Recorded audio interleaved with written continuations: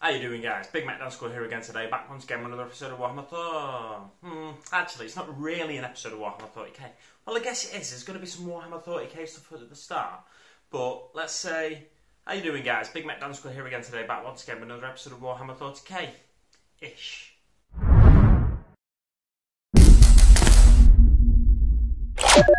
So, what's all this about, eh? Warhammer Thoughty K-ish.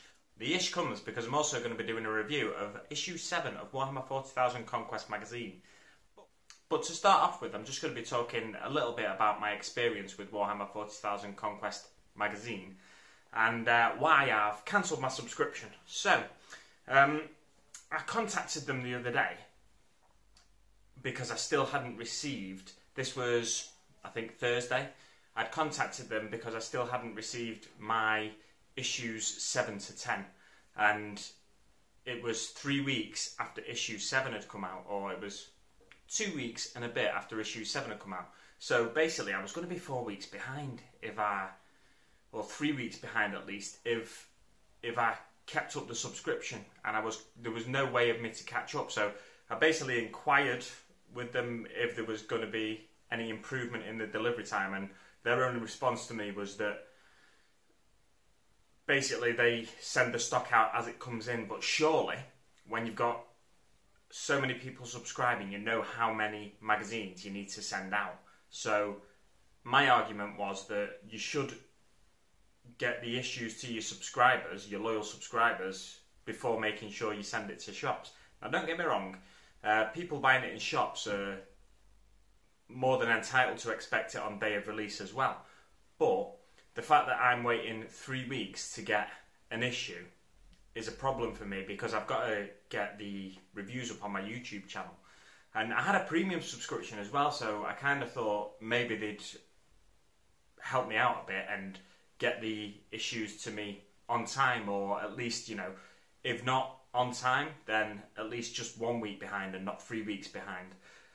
But unfortunately they weren't able to tell me they could do that, so I've cancelled my subscription, simple as that. I'm getting it from the shop near work where I got the first couple of issues from. I even, when I subscribed to it, I started from issue 4, thinking that then I wouldn't be 3 weeks behind, but they didn't send the first issue out until, so issue 4, 5 and 6, that was the latest I could start it from. They didn't send that shipment out until issue 7 was out, I think. Issue 6 or issue 7 was out in the shops. That put me behind already, and I understand I didn't subscribe at the start of when the launch came about, so I can't expect to be put ahead of those people. But with me subscribing from issue 4, I would have subscribed from issue 7 if there was an option for me to do so. But with me subscribing from issue 4, I expected to not be so far behind, but unfortunately they've not been able to tell me they're going to catch up with the subscription, so I've cancelled my subscription basically. I was hoping to do unboxings of the premium subscription content, so you get a box, I think 3 over the course of the subscription, where you get extra stuff that you don't get in the standard subscription. In the standard subscription, you may have seen Andy from Peninsula Painting Projects, he's unboxed the ring binder that you get in the standard subscription, and then there's a few things throughout the course of the subscription that you get, like a painting handle. But at the end of the day, I've already got myself 5 painting handles, so I don't really need a painting handle. I probably would have just given that away or given it to a friend or something like that. So yeah, long story short, I've cancelled my subscription, and there's not going to be those unboxings of the premium content. The premium content, I think, to be honest, I don't think it was, I'm not convinced, although I may be proven wrong in the future, I'm not convinced it was going to be great value, the premium content, because you were paying an extra, I think, around about £9 a month. Was it? I think it was £1.50 on each issue, so it was £6 a month? No, I don't think it was £1.50 on each issue then. I feel like it was more than that. Anyway, whatever it was, you were paying extra over the course of the subscription, and it was over £100 extra, and I'm not convinced, although like I said I may be proven wrong, that what you get in that box would give you the extra added value that you're paying, or give you much above it. Unlike the fantastic value you get in each magazine, in my opinion. There are people out there, people have commented on previous videos saying there's not £22.50 worth of value in a Primaris Librarian. Although, when I say value, I'm talking about the standard price you pay for the miniatures compared to the price you pay for one of these magazines. So, yeah, the value isn't as much on the premium subscription, that's my theory, as it is on just buying the magazines, buying individual magazines. Now, don't get me wrong, some magazines have more value in than others.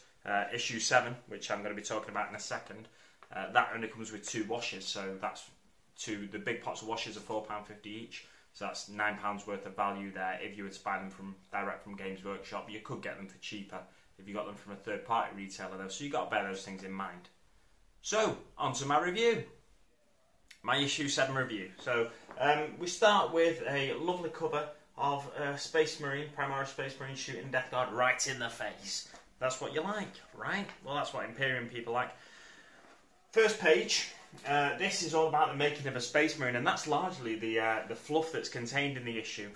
It goes on to explain what the gene seed organs are, from the Susan membrane, the Betcher's gland, and then it talks about the 3 Primaris organs as well, the sinew coils, the Magnificent, and Magnificat rather, not Magnificent, and the Belisarian furnace. Belisarian furnace, I assume named after Belisarius Cole, because he was the tech priest that engineered the Primaris Space Marines. And then it talks about Realm of Ultramar as well. So actually, it's not all about the Primaris Space Marines here. It's also, or the making of a Space Marine. It's also about the chapters of Space Marines and stuff, and it gives you a nice map of the Realm of Ultramar in the Ultima Segmentum of the galaxy. And then it talks about briefly the successor chapters of the Ultramarines. This one being the Silver Templars, who are a new chapter, a new Primaris only chapter. They're exclusive to the magazine, that's what I'm trying to say. That's what I'm trying to get at. And then it talks about 4 more chapters here. The Genesis chapter from, I think, the second founding, Sides of the Emperor who were nearly obliterated by the Tyranids in Millennia 41. The Silver Skulls and the Praetors of Orpheus, they're all these guys here, are all successor chapters to the Ultramarines, interestingly. So it's only talking about Ultramarines and Ultramarine chapters. They have hinted at, they have spoken about other chapters, like the Dark Angels and stuff like that, in some of the previous issues, but in the main aim of this magazine is to tell you about the Ultramarines and Ultramarine successors. I quite like this colour scheme. I just want to defend it slightly. Black Country Wargamer said it was a rubbish colour scheme. Now, the only thing for me that makes it look rubbish is the fact that the way they've split the colours, it looks a bit like he's wearing a leotard or something. So if they split them colours a different way, it gives you a really nice colour scheme. If they give it a half and half colour scheme or something along those lines, or if they just had black shoulder pads and the rest of it was yellow. I like that colour scheme, but I think they could have split it a different way, but that's the way it's split for the Silver Templars. And then it goes on how to paint with shades. Now, this is interesting. How to paint with shades. 1, 2, 3, 4, 5, 6, 7, 8 pages on how to paint with shades, and they're essentially telling you to do the same thing on each page. So it seems like they could have done that in about 2 pages for me, and they could have added more fluff into the magazine, or another scenario when we get to the gaming bit at the back. But no, over the course of 8 pages, they're telling you, or the last 2 pages even, they're just showing you what your Primaris will look like, and then what your Death Guard will look like when you add the shades to them. So it seems like they're being a bit excessive there to me in the painting section, because essentially the paints are designed to do the same things, just on slightly different colours, and they could have covered that in 2, 3, or if they wanted even 4 pages, if they wanted to show you what your Primaris Marines will look like on one page and what your Death Guard will look like on another page. Basically what I'm getting at is in my opinion, they've used up too much space in the magazine to tell you about these two shades that they give you with the magazine. And talking about the shades as well, the value of this magazine, as I mentioned earlier in the Thoughty K section of the video, the value of this magazine is £9, or the stuff you get in the magazine, £9 plus the content of the magazine. So let's round it up to £10. Be generous and say the content of the magazine is worth £1. Might be worth more to some people. But yeah, so you get the two shades with it. From Games Workshop, the two shades would be £9. And then, yeah, so you're saving £1, £1 and a penny. It's when we talk about the value of this magazine, or when I talk about it, I'm constantly thinking of the overall value of the magazine if you buy each issue. So for me, it's all still good value. But for some people, they turn their nose up at this issue for sure.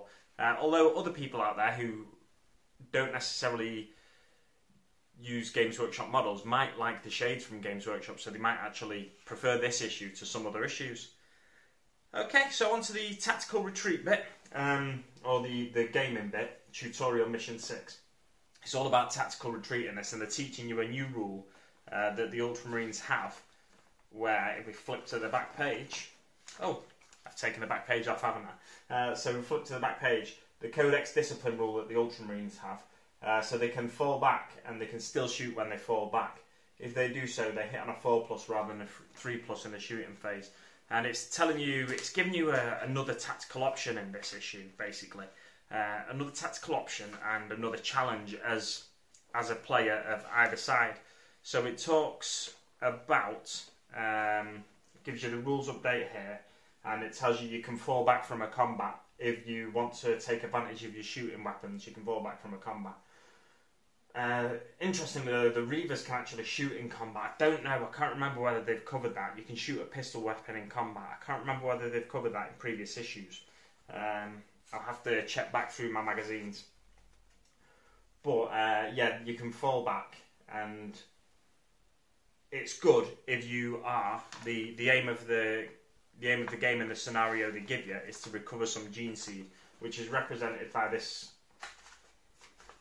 Which is represented by the little Ultramarines objective marker, which is placed in the middle of the board. So the aim of the game for the Ultramarines is to grab that objective marker and take it back to their deployment zone. As both players actually are trying to claim the gene seed, so the Death Guard are trying to get hold of it and then corrupt it and use it to their sinister means, if you like. So it talks about falling back. So if you're locked in combat and there's no one around you, behind you and stuff, you can fall back. So you move your full distance with that objective marker. It's going to give you an advantage in a game where you're moving with something. So you can get further away from your enemy, and you're not stuck. And get the objective marker, the item you're trying to retrieve. You can get that further away from the enemy and closer to where you need to get it to win the game. But then it also talks about surrounding your enemy here. So if, for example, in this instance, the intercessors had the objective, the Death Guard could surround them, and then the intercessors can't retreat then. And ultimately, if the Death Guard can kill all the intercessors, they can then get the objective and try and get it back to their deployment zone. Take it off them, basically. And then on the final page, it's got a few more rules. So this is for the plasma gun, and then it talks about inexorable advance, the Death Guard rule, which lets you fire twice at 18 inches, and Codex Discipline, as I mentioned earlier. As a person who wants to collect an Imperial Fist army, these guys, as a person who wants to collect an Imperial Fist army rather than an Ultramarine army, that last little Codex Discipline rule, I don't think that applies to the Imperial Fist. I think they've got a different one involving something to do with bolters. So it might be that, I think it's actually your enemy doesn't get the benefit of cover when they're in cover, something along those lines. I can't remember, I don't have the Space Marine Codex, but it's something along those lines, I think, for the Imperial Fists. So that rule doesn't apply to me, but if I'm going through these, if I'm going through the games at some stage in these magazines, and I have them up as like mini battle reports on my channel, then I probably will use all the Ultramarine rules you get. as they give you more through the course of the subscription or me buying it from the shops now. So yeah, I think it's a good little one if you want to know more, especially when I was first getting into the hobby. I'd have loved stuff like the stuff about the gene seed organs. One thing I'd say is I'd like to know where they go, where all these organs go. So it'd be nice if they put an image of a body like in the middle, and then drew a line to where each organ goes, so where the Becher's gland goes, where the progenoids go, and stuff like that. Because I, as a kid in school, I was into science as well, and I was into science fiction. So mixing the two and showing me in a bit more detail the anatomy of a space marine, then I think that would have been really good for me personally as a youngster, as like a 11, 12-year-old, and I think it would be good as well for the people that this magazine is targeted at. That's my only real criticism of that issue. You need washers. A lot of people use washers really quickly, so these washers here, this isn't the one actually, this is a null oil gloss wash. I've left them in the other room, my washers. But yeah, you go through washers really quickly if you're in the habit of painting miniatures every night or every week. A lot of people like to do an hour a night of hobbying. It just means you're slowly chipping away at a massive pile of miniatures that you might have, like some experienced hobbyists like myself have. So yeah, the issue overall, I think it's a good issue, but there's a few little tweaks they could have done to it. I don't think the painting section needed to be as long. They could have added either more lore, more fluff, more details about how the Space Marines are made, or alternatively, they could have given you another scenario in the gaming section. It would have been nice to see the painting section reduced by about half, I think. But other than that, it's another good issue, I think, for someone getting into the hobby, someone new to the hobby. Probably having the shades explained to you over 8 pages is maybe a little bit better than having it crammed into 4 pages, which I would like. But there we go. That's my review, and that's my also episode of Warhammer Thoughty K. So thanks very much for watching, guys, and I'll see you on the battlefield.